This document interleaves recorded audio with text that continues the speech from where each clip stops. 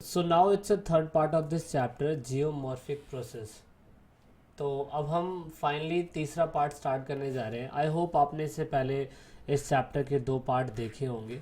Geomorphic process यानी कि भू आकृतिक प्रक्रियाओं के अंदर हम जानने की कोशिश कर रहे हैं कि किस तरीके से जो अर्थ सरफेस है हमारा वो डायनेमिक बेसिस पे, मतलब वो दिन प्रतिदिन बदल रहा है।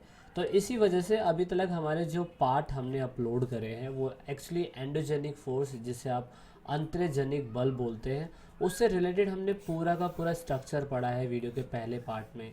वीडियो के दूसरे पार्ट के अंदर हमने एंडोजेनिक फोर्स के बारे में समझने की कोशिश करी थी, है ना।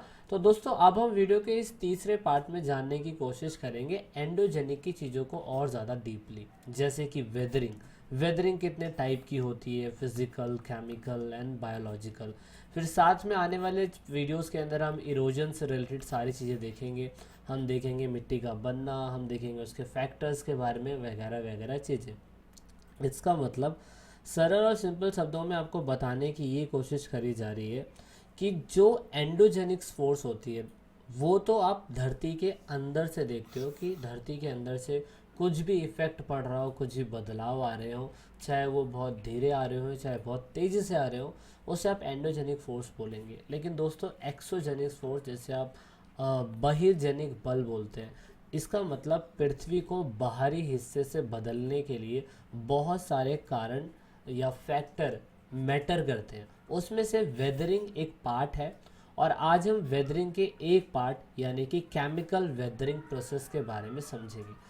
दोस्तों वेदरिंग का मतलब हिंदी में जो कहा जाता है उसे आप बोलते हैं अपक्षय। तो इसके टर्म्स को समझना बहुत ही ज़्यादा ज़रूरी है। ओके, तो मैं टर्म्स को समझाने की ज़्यादा कोशिश करूँगा और आपको ये बताने की कोशिश करूँगा कि अपक्षय एक ऐसी प्रक्रिया है जो पृथ्वी को बाहर से कहीं ना कहीं चेंज करने की या बदलने की कोशिश करता है। ओके, तो अपक्षय असल में है क्या? तो आप ये देखेंगे कि ये एक ऐसा एक्शन है, it is an action of elements of weather on earth material. That means earth की ऊपरी सतह के ऊपर मौसम के जितने भी तत्व होते हैं उसकी वजह से बदलाव आना ही अपक्षय है, यानी कि वेदरिंग है। अब अर्थ के सरफेस के ऊपर बहुत सारी चीज़ें होती है, जिसमें से मैंने आपको एग्जांपल दे रखा है, बहुत सारे पत्थर, है ना। तो उसमें अगर मौसम के तत्व में कोई बदलाव आना या वेदर के अंदर कुछ एलिमेंट्स में बदलाव आना और उसकी वजह से अर्थ के मटेरियल यानी कि जो पृथ्वी के पदार्थ हैं, पृथ्वी के ऊपर पड़े हुए जितने भी पत्थर है या सामान है या कुछ भी है, अगर उनमें कोई बदलाव आ रहा है ना और मौसम की वजह से बदलाव आ रहा है तो वो वेदरिंग ही है, ठीक है ना। अब वेदरिंग के बहुत सारे प्रोसेस होते हैं। अब वेदरिंग एक ऐसा डिफाइंड प्रोसेस है, एक मैकेनिकल डिसइंटीग्रेशन प्रोसेस है, जिसकी वजह से कहीं ना कहीं आप देखेंगे कि जो धरती के जो रॉक्स फॉर्म्स होते हैं उनमें बदलाव आता है। तो दोस्तों इसीलिए वेदरिंग में बहुत सारे पार्ट्स आपकी बुकों के अंदर बताए हुए हैं, जैसे कि physical weathering process, chemical weathering process and biological weathering process. आप इसे हिंदी में क्या बोलेंगे दोस्तों? आप इसे हिंदी में बोलेंगे रासायनिक, यानी कि केमिकल, दैट मीन्स रासायनिक। दूसरा फिजिकल यानी कि भौतिक, और तीसरा बायोलॉजिकल यानी कि जैविक। यानी कि पृथ्वी के ऊपरी सतह के ऊपर अपक्षय का होना या अपक्षय से होने वाले बहुत सारे बदलाव बहुत सारे हैं। उनमें से हम सारे के सारे बदलाव एक बारी में नहीं पढ़ेंगे। पहले हम केमिकल वेदरिंग प्रोसेस के बारे में इस वीडियो के अंदर जानने की कोशिश करेंगे, ठीक है ना। तो केमिकल वेदरिंग प्रोसेस आप देख सकते हो, ये तीन टाइप की है, मैंने आपको बता दिया, केमिकल है, फिजिकल है और बायोलॉजिकल है। इसके अंदर हम केमिकल वेदरिंग प्रोसेस के बारे में समझेंगे, जिसे आप रासायनिक अपक्षय प्रक्रिया बोलते हैं। अब दोस्तों रासायनिक अपक्षय प्रक्रिया एक प्रोसेस है जिसमें बहुत सारे केमिकल चेंजेस होते हैं। अब ये थोड़ा सा आपको लग रहा होगा कि यार हम ज्योग्राफी पढ़ रहे हैं और हम साइंस साइड में कहाँ जा रहे हैं। तो चैप्टर्स के कुछ हिस्से हैं जिनमें हमें समझने की ज़रूरत है कि वेदरिंग एक ऐसा प्रोसेस है जिसके अंदर कहीं ना कहीं केमिकल रिएक्शन होने की वजह से भी मिट्टी में, पत्थर में और बहुत सारी चीज़ों के अंदर बदलाव आते हैं, है ना। तो इसीलिए केमिकल वेदरिंग प्रोसेस का एक पार्ट है। और वेदरिंग जिसे आप अपक्षय बोलते हैं वो आपको बता दिया मैंने पहले ही। अब ये जो वेदरिंग प्रोसेस है वो एक्चुअली एक ग्रुप की तरह काम करता है, जिसमें सॉल्यूशन है, कार्बोनेशन है, हाइड्रेशन है, ऑक्सीडाइजेशन है ना, और रिडक्शन है। ये 4 पार्ट हैं इसके। आपकी बुकों के अंदर बहुत ही शॉर्ट तरीके से इसे बताने की कोशिश करी गई है, लेकिन अगर सही मायने में देखा जाए, पत्थर के टूटने के बहुत सारे कारण होते हैं, जिसमें से पानी और हवा दो एक ऐसा रीज़न हो गया जिसकी वजह से कहीं ना कहीं ये जो रासायनिक प्रोसेस होता है, केमिकल वेदरिंग प्रोसेस होता है, वो बहुत ही ज़्यादा इम्पॉर्टेंट होता है।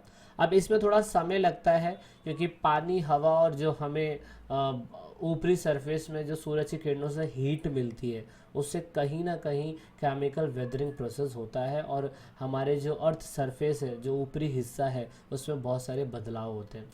अब एक एक करके समझने की कोशिश करेंगे हम सॉल्यूशन, कार्बोनेशन, हाइड्रेशन और ऑक्सीडेशन, जिसमें हम ये देखने की कोशिश करेंगे कि कहीं पे ऑक्सीजन होता है और कहीं पे ऑक्सीजन नहीं होता है। ऑक्सीजन अगर होता है तो उसमें केमिकल वेदरिंग प्रोसेस कैसे रिएक्ट करता है, कार्बन डाइऑक्साइड होता है तो उसमें केमिकल वेदरिंग प्रोसेस कैसे रिएक्ट करता है। ओके, तो सबसे पहले हम जानेंगे सॉल्यूशंस के बारे में। सॉल्यूशन असल में है क्या? सॉल्यूशन दोस्तों एक तरीके की एक प्रक्रिया है, जैसे आप विलियन बोलते हैं। विलियन आप इसे हिंदी में बोलते हैं, आपकी हिंदी की बुकों के अंदर ये एक विलियन शब्द से पुकारा गया है। सॉल्यूशन एक तरीके की ऐसी प्रक्रिया है जो सही मायने में पानी के अंदर कुछ भी चीज़ डिज़ोल्व हो जाए तो उसे हम एक तरीके का सॉल्यूशन बोलते हैं, क्योंकि पानी, when something is dissolve in the water और एसिड, जब कुछ भी पानी के अंदर और एसिड के अंदर डिज़ोल्व हो जाए तो उसे एक सॉल्यूशन का नाम दिया गया है। ठीक है ना। तो रॉक के साथ ऐसा ही होता है। क्यों? क्योंकि रॉक में नाइट्रेट, सल्फेट, पोटाशियम, ये सारी चीज़ें रॉक्स के अंदर हमें देखने को मिलती है। क्यों? ऐसा रीज़न अगर आप देखें, जैसे एग्जांपल के लिए रॉक है, रॉक के अंदर कहीं ना कहीं सोडियम क्लोराइड होता है, और इसकी वजह से जब इसके साथ पानी का अटैचमेंट होता है, दैट मीन जैसे कि वेदरिंग एक प्रोसेस है ना, तो इसमें रेन का अटैचमेंट होता है, और रेन के अंदर अगर आप देखोगे तो H2O होता है, पानी होता है। इसकी वजह से, इस केमिकल प्रोसेस की वजह से आप देखेंगे कि पत्थर का टूटना बहुत आम बात हो जाती है ना। तो अभी हमने केमिकल रिएक्शन पढ़ रहे हैं हम लोग, तो इसलिए इसका एक पार्ट आपको समझाने की कोशिश करी जा रही है जो सोल्यूशन से। अब है अब है कार्बोनेशन। अब इस कार्बोनेशन के अंदर भी सेम ऐसी ही प्रक्रिया होती है, जिसके अंदर अगर आप देखेंगे तो एटमॉस्फेयर के अंदर हमें CO2 मिल जाता है, और रेन के अंदर हमें H2O मिल जाता है। इसकी वजह से H2O CO3 एक कार्बोनिक एसिड बनता है, जिसकी वजह से आप देखेंगे कि रॉक के अंदर, जो रॉक होता है, पत्थर होता है, वो उसके अंदर से अपने आप को मिनरल्स को अलग कर देता है। तो ये भी एक केमिकल प्रोसेस है जो सही मायने में होता है प्रकृति के अंदर, लेकिन हमें पता नहीं चल पाता है।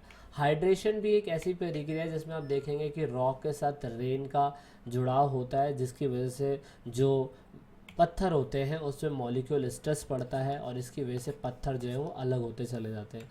सेम ऐसा ऑक्सीडाइजेशन के अंदर होता है, जहाँ पर ऑक्सीजन की कहीं ना कहीं कमी पड़ जाती है, और उसकी वजह से भी वहाँ पे आप देखेंगे कि रिडक्शन हो जाता है। रिडक्शन की वजह से पत्थरों में चेंजेस आते हैं, और इन सभी रीजंस की वजह से इन सारे प्रोसेस को केमिकल वेदरिंग प्रोसेस के अंदर लाया गया है। तो ये सिर्फ और सिर्फ जो वेदरिंग प्रोसेस है उसका पहला ही पार्ट हमने डिस्कस करा है।